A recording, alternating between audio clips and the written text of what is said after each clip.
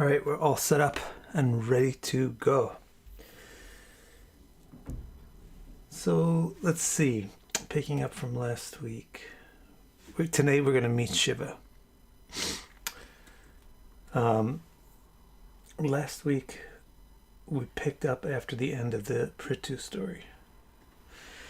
And we found out that Prithu's first son became the emperor, but didn't really like being an emperor so much. So he instead went to the forest to perform ceremonies, leaving his son Barhi in charge. Barhi was an excellent emperor who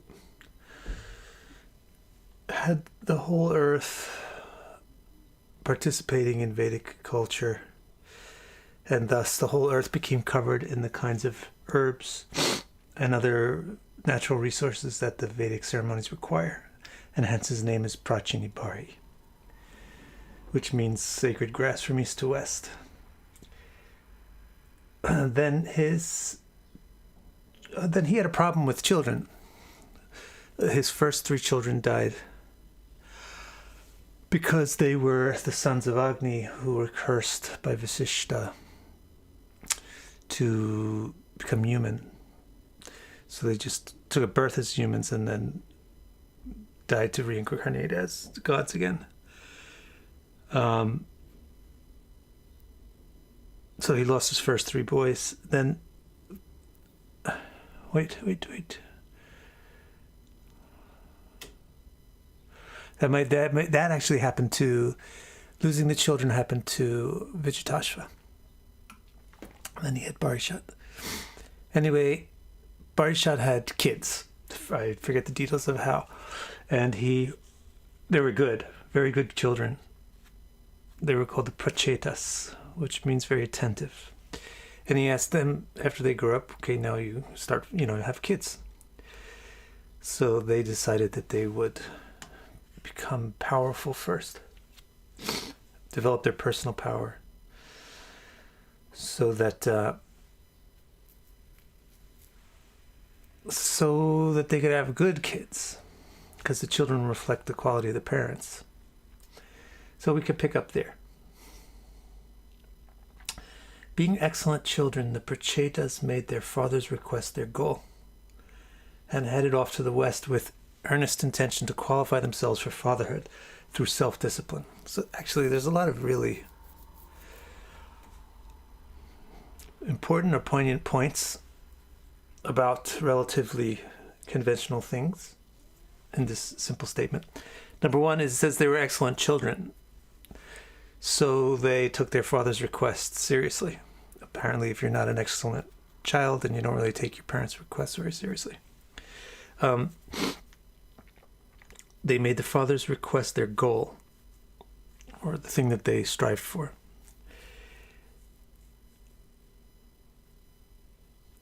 Now, a lot of parents will complain, my kids aren't excellent children. But the children have the quality of the parents, I hate to tell you. It's very rare that you get a strange case. Like, remember there was a strange case, Vena, born to Anga. That was an odd case, and Vidura asked about it, like, how did this happen? How did you get a bad person in this family of good people? And it was because the mother, her father was deaf. So she had some bad stuff in her. So even in that case of Vena, it just confirms really that the children develop the qualities of the parents, whether genetically or by socialization and upbringing. So it doesn't really, to be honest with you, it's not so much the children's duty to follow the parents as is the parents' duty to raise kids who love them and therefore take their requests to heart. So being excellent children, the Prachetas made their father's request their goal, and they headed off to the west. Why west? Usually you hear they head off to the north. When people want to do austerities, they usually head to the north. Why west? This actually comes down to astrology. It's the fundamental reason why the zodiac signs have their earth, water, fire, air elements. It's because the 4 cardinal directions are associated to the 4 primary elements, earth, water, fire, air. And each element has a different nature to it and promotes different results. If you want to do, if you're setting off to do something that will make money, your intention is to make money, then head south. Face south. Do your preparation towards the south. Do your invocation or your signing of it facing the south. If you want to do something that will promote like law and order and social and familial sanity and cooperation, go east, because east is fire and fire is dharma. Most people, when they do the tapas, they go north, because most people doing austerities do it for moksha. And so north is water, east is fire, south is earth. If you go north, the activity performed in that direction will promote liberation, enlightenment. West is air. If you want to do austerities to become more beautiful, more sexy, more attractive, more fertile, more materially successful, not necessarily money. So south and west are kind of the same. But west is more like pleasure things, sex and things like that. Then you go west. So these prachetas, they're thinking about how they can become qualified to make babies. So they head west. Being excellent children, prachetas made their father's request their goal and headed off to the west with the earnest intention to qualify themselves for fatherhood. Oh, you have to have a qualification for this? Yes, because the children are little copies of you. So if you're a wreck, do you really want to be making copies of yourself? So you qualify yourself by self-discipline. The qualification of a parent is self-discipline. Self-discipline. Parents usually think the qualification of a parent, especially a father, is discipline. Yeah, self-discipline. The children are just going to copy you. That's all they do. They're little copy machines. Okay, so they went west. Soon, they came to a body of water, so vast that it seemed like an ocean. So apparently it wasn't the ocean, because it says it seemed like an ocean. I've had this experience when I visit the Great Lakes in America. If the water is so big that you can't see the other shore of it, then it looks like the ocean. So that was some kind of a body of water. Some people say it was a bay. Some people say it was a lake. Some commentators.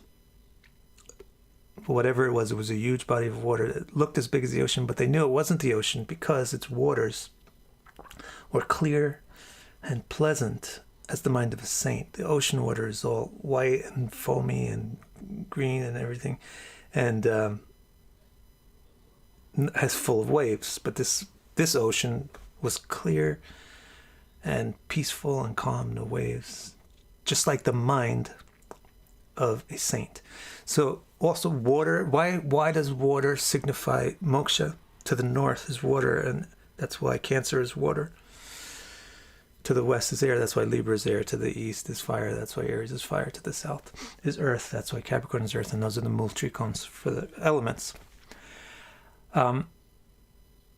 Why does water signify moksha?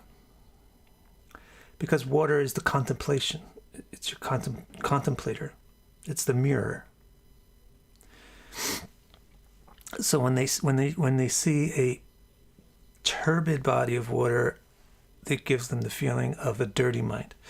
When they see the ocean, it gives them a feeling of a passionate mind or powerful mind. When they see a beautiful lake, it gives them the feeling of a peaceful, satisfied mind, the mind of a saint, the mind of a sage. So this seems like a good place. Yet its waters were as clear and pleasant as the mind of a saint. All sorts of lotus flowers bloomed there, and all sorts of birds sang. Bees buzzed around trees with joyfully flowering vines. The saffron from the whorls of the lotuses floated in the breeze as if nature were holding a festival. You guys know the Holy Festival? It's a springtime Cupid festival. What you do is you throw kind of a combination of water and powder, both stuff on people. And so the air becomes full of colorful powder. Or at any festival, there's a lot of incense and smoke. So when they came to this lake, it looked like there was a party going on. Like nature was having a party. Like, wow, there's so much color here. First of all, you got this beautiful lake. Then you have all this color in it from all these flowers. Then you have all this music from the birds. Then you have all this background noise like people talking from the bees. Then you have all these beautiful people around that look like they're dancing, which is the trees and the vines together. And then you have like all kinds of smoke and stuff in the air from the pollen from the flowers. So it's like, wow, what kind of a festive place is this? Now, if that's not astonishing enough, they began to hear celestial musicians playing astonishing and intricately related beats on an assortment of drums. So it wasn't like, nature sounds or some thunder or something. It was intricately related polyrhythms on different kinds of drums that they could hear the beat, but they couldn't see who was playing it. Because it was the Gandharvas playing it. Then, or perhaps it was actually coming out of the water. Then from the waters emerged, and I love this nomenclature for who emerged. Who do you think emerged? From the water emerged Amara Parama, the greatest immortal. That's a cool name. Supreme immortal. So Amar means gods, immortals. Humans are Maras. Martilokis. Martandas. Humans are Maras. Gods are Amaras. They don't die. Or at least they don't die so fast, and they don't get like old age and indications of death like sickness. They don't get that kind of stuff. Amar Parama, the paramount immortal. Who do you think that is? That's Shiva. From the waters emerged the greatest immortal, and he wasn't by himself. This is another important thing. You rarely meet a very important person by themselves. The important people are almost always surrounded by other people helping them do their stuff, right? I mean, right, really. Occasionally you'll meet a very important person just felt like going out and getting a cup of coffee by themselves. But usually when you meet people, they're with all kinds of managers or whatever. So similarly, when you meet Shiva, you're not going to just meet him by himself. Shiva's going to be with people. So he comes out of the water, he's accompanied by friends and followers, and they're singing beautifully. His body, dark-throated and three-eyed, glowed brilliantly like molten gold. So here is a little confusing. Some people are a little confused with this. His color, Shiva's color. This statement is not talking about the color of his body, but the color of the aura, or the glow around his body. The glow around his body was like if you heat gold up. When you heat gold up, it becomes so bright that it gives off a white glow. So he seemed to be like heated gold, top the Kanchana, or top the Hema. So that means it was like effulgent. There was brightness all around him. Color itself, Shiva's color is depicted in three ways. Some make it white because of the statement of top the Kanchana. Some depict it as blue. But really, according to the descriptions that I've actually read in the Shastras, and not just the way people paint things, it's red. His skin is red, but he has a blue throat and he gives off a white glow.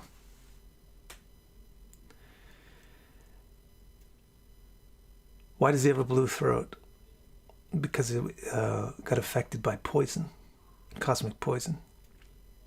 And early in the universal history, they were producing things from this cosmic ocean, and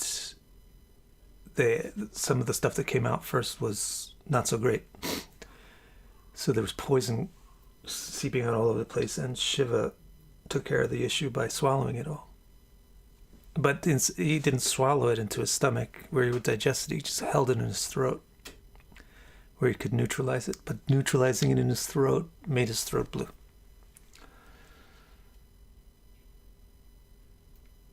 And why does he have three eyes? The third eye is here. So he has a literal third eye. Shiva has a literal third eye, which is usually closed, because it's usually looking inward. And I think when it opens up, it's usually not so good news. I think he opens it up when he's really angry, and he lets out some energy through it.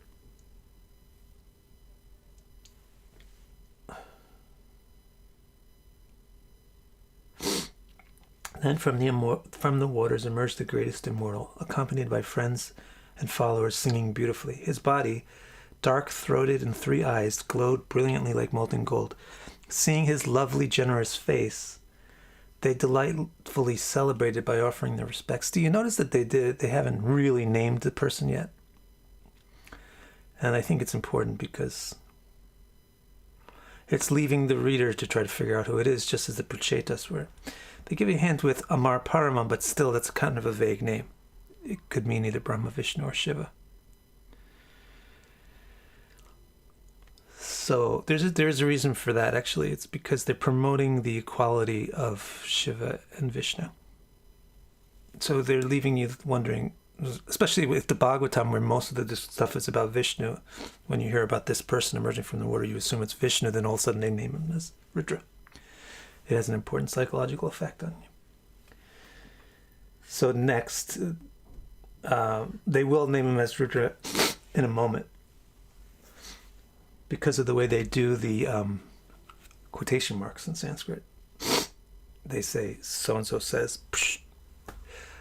That glorious being affectionately, again, they don't name him, that glorious being affectionately spoke to the affectionate Prachetas, because he loves to help people.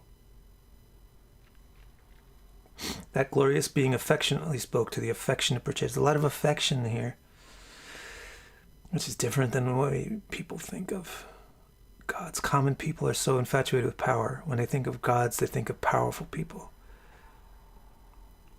When they think of how they'll be, if they could be any way they would want to be, they would be powerful.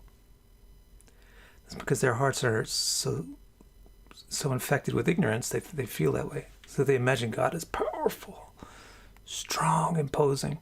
But actually, the people who are actually qualified to meet the gods aren't powerful, they're affectionate.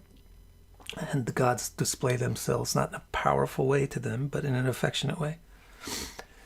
That glorious being affectionately spoke to the affectionate Prachetas because he loves to help people and because they were very deserving. So he loves to help people and they were very deserving, so he super loved to help them. That's why he spoke. Then he's named as Rudra. It says Rudra Vacha. Rudra is Shiva's true name. Shiva is a title. Or like a title, like doctor or something. Shiva, because he became able to control anger through yoga. Brahma named him Shiva, which means placid. But he actually is Rudra, which means loud and scary and dangerous. He's angry. Now he speaks. Children of the ceremony emperor, Prachinabari, I understand your intentions. I would like to help you and affectionately bless you, so I have come here to have audience with you. Really cool, right? Shiva comes out of the water, and he addresses them as the children of the ceremony emperor, because they're the children of Prachinabari, who's famous for how Vedic ceremony proliferated underneath his reign, underneath his kingdom, in his kingdom. So he addresses them as their children, and he says, I know what you're doing. You're trying to follow your father's instruction. You don't have to tell me. I would like to help you and affectionately bless you, and that's why I'm here. I've come here to have audience with you. I figured you would come to the water, because your mother is the water, seas. So I came here first. They would wonder why he was so affectionately inclined to them, so he explained. I definitely love anyone who gives themselves to all-attractive Vasudeva. Maybe here I'll pull out some Sanskrit for you. It starts to get really quite nice. They would wonder why he was so affectionately inclined, so he explained, why us? And he says, well, I love anyone who gives themselves, who loves Vasudeva. Vasudeva, who is the truest animator of both the objective world and the living beings in it. Let's do this. Let me grab this Sanskrit for you. It's pretty nice stuff.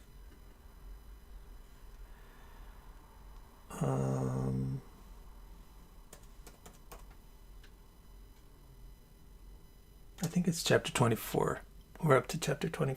Yes, 24 in section 4. I'm kind of midway through the chapter. Maybe towards the end, actually. Yes. 26. 27, he starts to speak.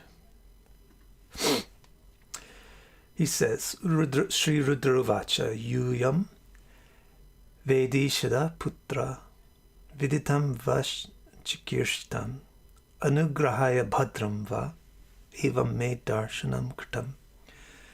So this is where he says, you're the children of the ceremony emperor Vedishaha Putra.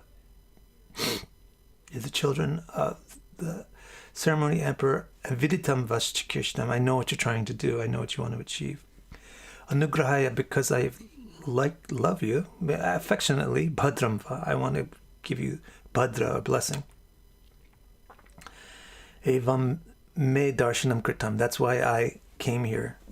That's why I'm showing myself to you. That's why I'm having audience with you. Darshanam kritam.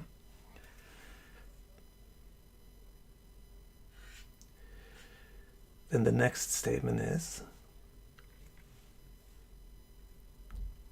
Ya param ranghasha sakshat trigunaj jiva sanjitat bhagavantam vasudevam prapanna sa priyohime. So here he says Bhagavan Vasudeva. That's Vishnu. So what the Bhagavatam right now is doing is explaining the relationship of Shiva and Vishnu and how equal it is. So he's saying Bhagavantam Vasudevam, the all-attractive substance of everything, Vasudeva, who is Triguna, Ranghasa, the actual animator of the world, Sakshat, the true animator of the world. The animator of the world is actually you. For example, you can plug in a camera and make a live stream. So you can animate things and make things happen. But you're the instrumental or immediate animator. But the ultimate animator of all things is the root of the consciousness which is doing those things. And the root being who supplied the ingredients that created those things. Some people made the internet, some people made YouTube, some people made the phone. But they made it out of other stuff. Where did that stuff come from? So the stuff that they used to make that stuff and the intelligence and the inspiration to do so is coming from before them or prior to them and their actions. So the Sakshat Ranghasha, or the ultimate or true animator of the world, is Bhagavan Vasudeva. And this is not just the world itself, but also the Jiva. The animator. He's the animator of the animators. He's the animator of the thing itself, and he's the animator of the animators. So he's the most important being.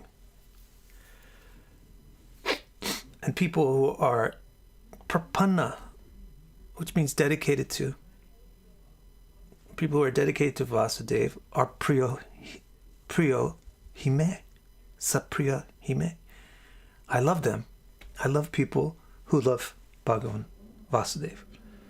That's what Rudra says.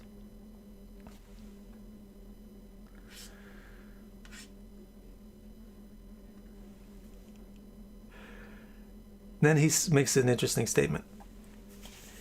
So, what's this meter? Yeah. I think it's this.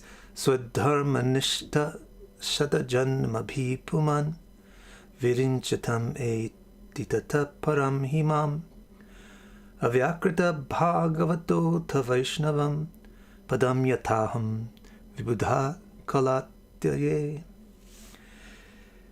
So he's going to explain, let me see how I translate. He's going to explain how, it's going to put into context how significant it is to truly be devoted to Vishnu. Yeah. He says, those who responsibly fulfill their duties for 100 lifetimes become the creator of Virinchi Brahma. Swadharma Nishta Shata Janma Puman. If you have a person, Puman, who does their swadharma, their duties, their responsibilities, nishtha, very responsibility, then they are a great person. You should respect that person. First of all, you should respect any person.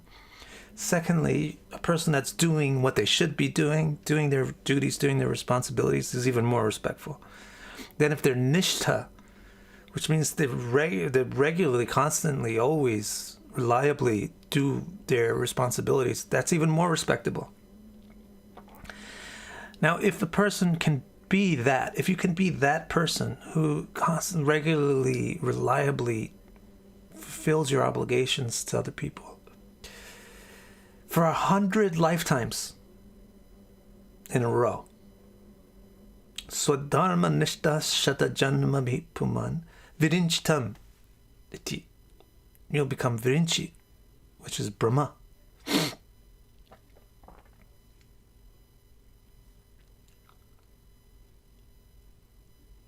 Kalatiye. And where's the word that means that the...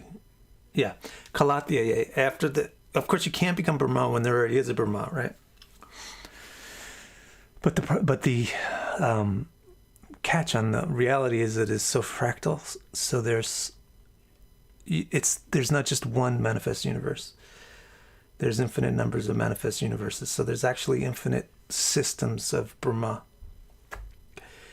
So you can become Brahma in another system, or you can, after the end of this system, you become the next Brahma. So Dharmanishta Shata Janma Puman Virinchitameti Tataparam Himam. Tataparam Himam. Then when you're in the position of Virinchita, wow, that's very respectable. You're Brahma. You deserve the respect of everybody in the universe. But Shiva now says, but be above Brahma is me. I'm superior to Brahma. Why is Shiva superior to Brahma? Because Shiva, Brahma is a created being, temporarily existing. Different people can be Brahma. Shiva is not a created being. He's an eternal being who's always Shiva. Nobody becomes Shiva or can be Shiva. Shiva is Shiva, and that's it. And Shiva is the manifester of the universe, directly in contact with it. So he says, even more respectable than Brahma is me. And if you get to Brahma's position, you can have direct interaction with me. That's why it's so rare for the Prachetas to have direct interaction with him. But Brahma, remember, gets regulated by Shiva. This is the story of the Rohini Nakshatra connecting to the Vaks Nakshatra and Mrigashirsha, connecting to Rudra's Nakshatra and Ardra. That whole story there is how Rudra directly regulates Brahma. Then he says, Ayakritam Bhagavato to Vaishnavam. From my position, superior to me is anything related to Vaishnava, means related to Vishnu. Vaish. Vaish is the possessive form of Vish, or the genitive form of Vish.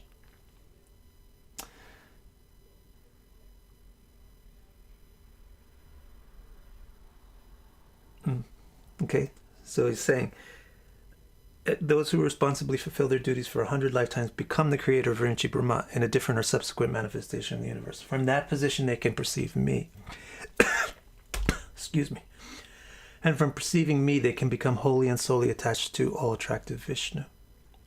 So that's why these people who are attracted to Vishnu, Shiva respects them highly. Then he says, next statement, and after this I think I'll see if you have any interesting questions. Maybe if you've noted anybody's interesting questions that have been made, let me know, so that it's something I should look at. Ata Bhagavata Yuyam. I think this is my favorite one. Sanskrit here is nice. Ata Bhagavata Yuyam Priyasta Bhagavanyata Namad Bhagavatanam cha Prayan Anyo Stikarichit. Ata Bhagavata Yuyam Priyasta Bhagavanyata Namad Bhagavatanam cha Prayan Anyo Stikarichit. It says, you are wholly invested in the all-attractive, so I consider you as dear as the all-attractive. That's the first point. If you are wholly dedicated to something, then you become a part of that thing. Then you become as important as that thing. That's kind of actually eye-opening. We are as important as what we have dedicated ourselves to. That's really an eye-opener, isn't it? We are as significant and important as what we are devoted to. If you're devoted to nothing, I mean, if you're devoted to just like waking up and eating and having sex and going to sleep, then that's how important you are as a person. If you're devoted to like making Nicaragua a better place, then you're as important as Nicaragua is. If you're, you know what I'm saying? If you're devoted to yoga, then you're as important as yoga is. So that's an eye-opener. Similarly, those who are devoted entirely, those who are a little bit devoted to Vishnu are a little bit as important as Vishnu, but those who are devoted entirely to Vishnu, they're entirely as important and equal as Vishnu. So that's why Rudra says, you are wholly invested in the all-attractive, so I consider you as dear as the all-attractive. So kind of like the previous statement, might make it more clear. He's kind of explaining the hierarchy of things. He says there's common people, then there's Brahma. These common people, they can become gods, they can even become Brahma. But beyond Brahma, there's me, and then beyond me, there's Vishnu. Yeah, well, why is Vishnu beyond Shiva? It's just that Shiva's relationship, Shiva's Vishnu is Vishnu, but his relationship is wholly in relation to the manifested universe. Vishnu's relationship is independent from the manifested universe. So it's not that Shiva's universe is circumstantial, but it's not entirely uncircumstantial as Vishnu's.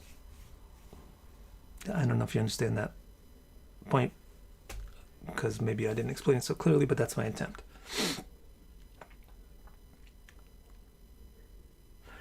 Now he says, all of you are wholly invested in the all-attractive, so I consider you as dear as the all-attractive. Yeah, he says, Ata Bhagavata Yuyam Priyasta Bhagavan Yata.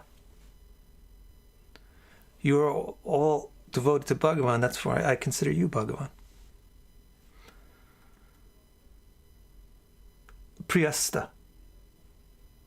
My affection, out of affection, my affection to you is as equal as my affection to Bhagavan, because you're affectionate to Bhagavan.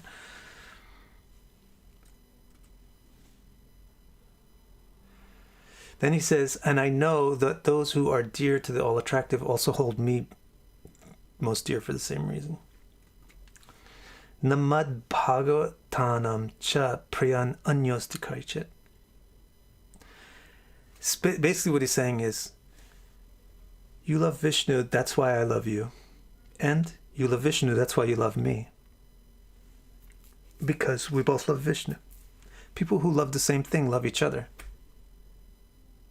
Unless they don't really love that thing, right? You have a classic love triangle where there's rivalry. But if you have a love triangle with rivalry, then they don't love the beloved. They love themselves, and they're jealous of the other person because they're not able to get stuff from the so-called beloved. Love triangle, intrigue shit is all about lust. It's not about love. But when you love the same person or thing as somebody else, then you love each other. Because your whole goal is the happiness of the beloved. If somebody else has got the same goal, then you love them because they assist the goal. So that's why, like, just take a soccer team, for example. Their whole motive is to get the ball in the goal. So they all have the same motive, so they love each other. They don't fight against each other. They fight against the other team. So if we really love something, then we tend to love other people that love the same thing. That's why real Bhagavad Bhaktas, real devotees of Bhagavan Vishnu, don't have any sense of a Shiva Bhakta being different from them. They don't have any sense of separating themselves from Shaivites. In Indian history, there's a classical divide amongst the theistic saints, one Vaishnava and one Shaivite. There's the Vishnu Bhakta and the Shiva Bhakta, and that divide is completely neophyte, novice, and artificial. Amongst the true bhaktas of Vishnu, they don't differentiate from the bhaktas of Shiva. They don't even why would they differentiate Vishnu from Shiva? Shiva loves Vishnu, Vishnu loves Shiva. One who loves something is also beloved equally. So Shiva is saying, I love you because you love Vishnu, and I love Vishnu, and because you're just like me. You love me because I love Vishnu, and you love Vishnu. So we love each other.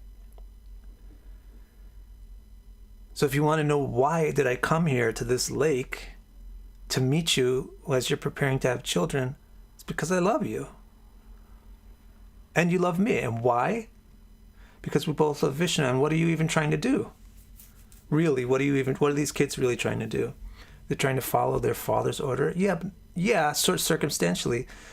But their father is trying to follow Brahma's order to populate the universe, and Brahma is trying to follow Vishnu's request to populate the universe. So these kids are following Vishnu's desire to populate the universe in this early universal history. So that's what's going on here. Let's see. That's what I have translated up to so far. You got any questions about it? Let's see what you got here. It'll be the first time I look at the chat today. I saved myself from the distractions. I'm probably going to try to set up something called slow chat.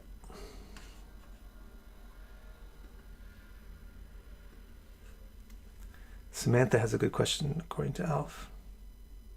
I think, unless he's just chanting the name of Samantha. And Bardo. So Bardo says, so is polyamory the only true form of love?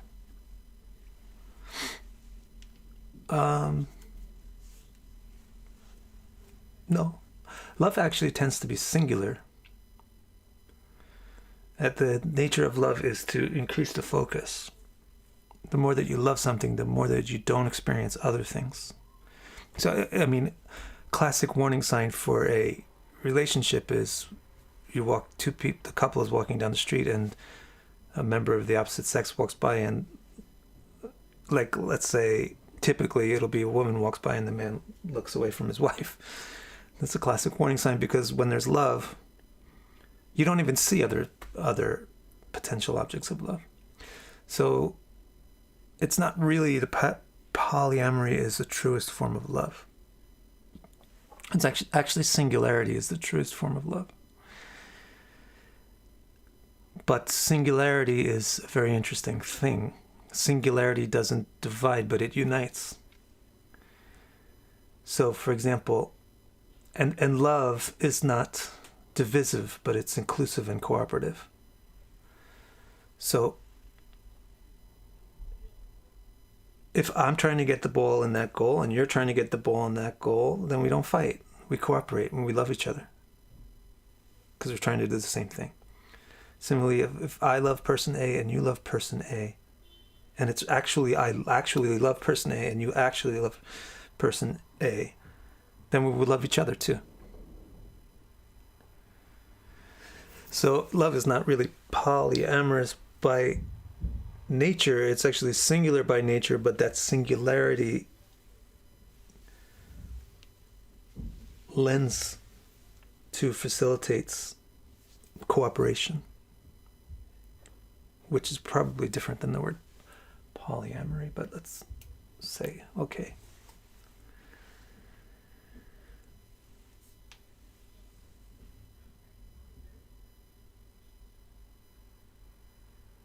Johnny says, can love be defined in consciousness, or is it of another order of being? It's the function of consciousness. Consciousness, it wants to experience. The object which it experiences the thing which it loves. It's just the natural function of consciousness is love. In a very abstract sense. Because love is actually the giving of your being to the beloved. And that's what consciousness does. It invests itself in the object of consciousness. Mary says, can you explain again why Vishnu is considered higher by Shiva? Is Shiva just saying yes, lower position because Shiva has so much respect for Vishnu? They're the same being. Chiram yata tadi. I can't remember the whole statement in Sanskrit. In English, the explanation of this is given in Brahma Samhita. And it's said that you just like milk can become curd or cottage cheese if you put lemon in it. In the same way, that's the relationship between Shiva and Vishnu.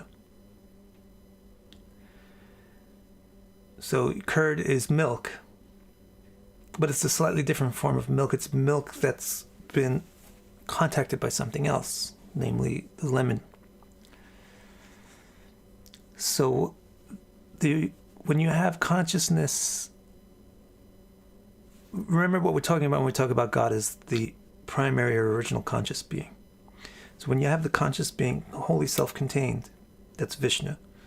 But then when the conscious being manifests an external reality, that's Shiva. And that Shiva is called Sadashiva. Then that Shiva is also going to have an avatar within the universe called Rudra. Just like Vishnu's avatar, Shiva will have an avatar within the universe called Rudra, whose function is actually destruction. So hopefully that makes sense. Basically, they're the same. They're the same, just like milk and yogurt is the same thing, or milk and curd is the same thing. But the lemon in the milk is the acidic quality. The acid put into the milk is the prakriti, or the externally manifested stuff.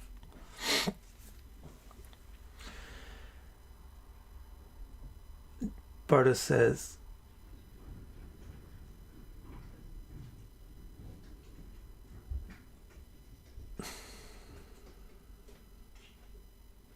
Ayush wants to know, what does dra mean as a suffix? Rudra, but dravya is maybe not.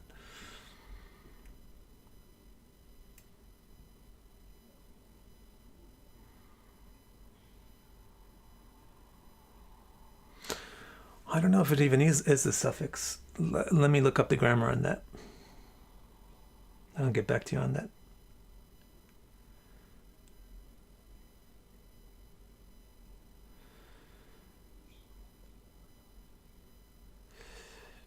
So Johnny's talking about love feeling like the fruits of an undifferentiated awareness, not subject to cause and effect. First of all, love will manifest in 5 different stages. So the first way that it manifests is in something called shuddhatva or shanti, which is this undifferentiated feeling of non-selfishness. That's the beginning or the foundation for love. But it's very non-specific. Then love, however, without specificity doesn't really become love, or it doesn't really have ras to it, or it doesn't really have pleasure to it. Love without a beloved object is pretty much just a theory.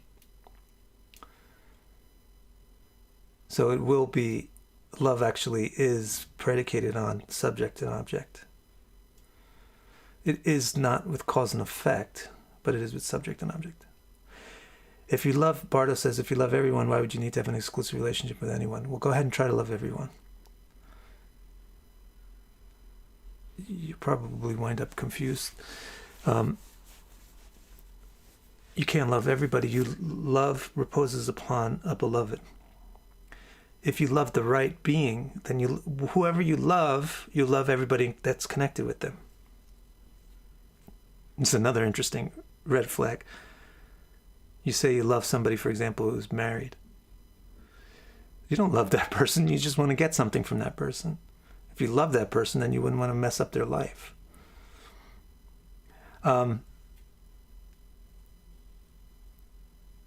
Anyway, when you actually love somebody, you love everybody connected to them. So, for example, when you love a child, you love the child's mother, you love the child's father, etc. You love the child's friends even. Teachers.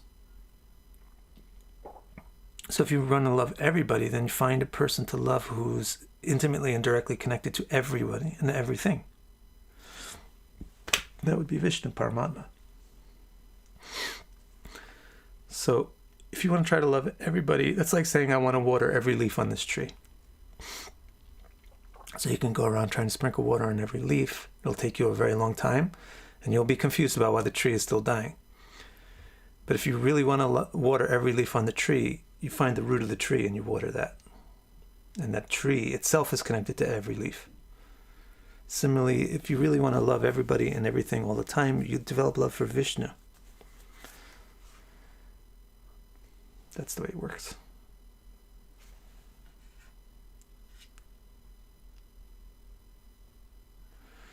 Yellow Warrior of the Crystal says, do we get love with our heart? Love is not an intellectual function. So no, it's not something that happens in the intellect. Nor is love an emotional function, but the emotions, love is the consciousness itself wanting the object and giving to the object. Then the results of experiencing love affect the emotions. And the intellect really just sits there to facilitate the interaction.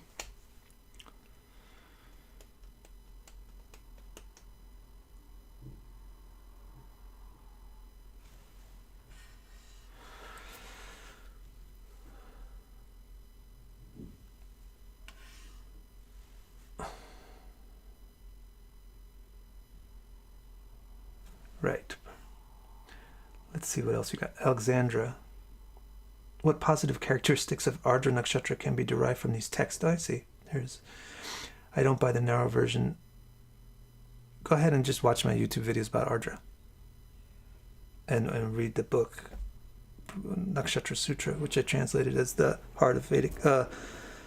Nakshatra, the authentic heart of Vedic astrology. And just learn the sutra on Ardra. Samurai says, do you think Shiva appears as Rudra because of contact with the external reality? Well, there's a difference between Sadashiva and Rudra. Sadashiva is actually the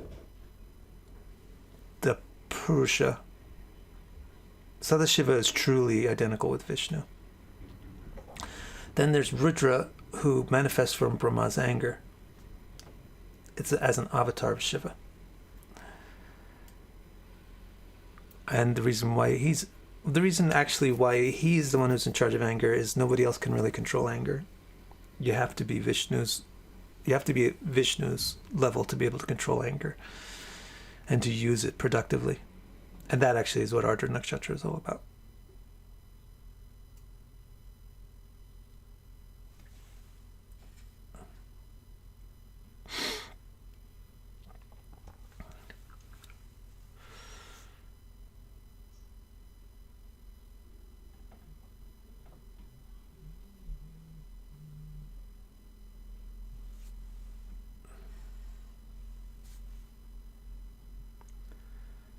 Thanks, Natalie. All right, guys, so it's kind of late. It's good how you can have such a cool conversation, really, on just the story. Basically, the story is the kids went to the lake. The lake was beautiful. Shiva came out of the water. That's really... And then he said to them, I'm here to help you because you love Vishnu and I love Vishnu. That's the story. But it's amazing how many little points... important points there are. Jai Ho, Haribol, thank you. See you on Tuesday for more Paladipika, 9, 10, 11.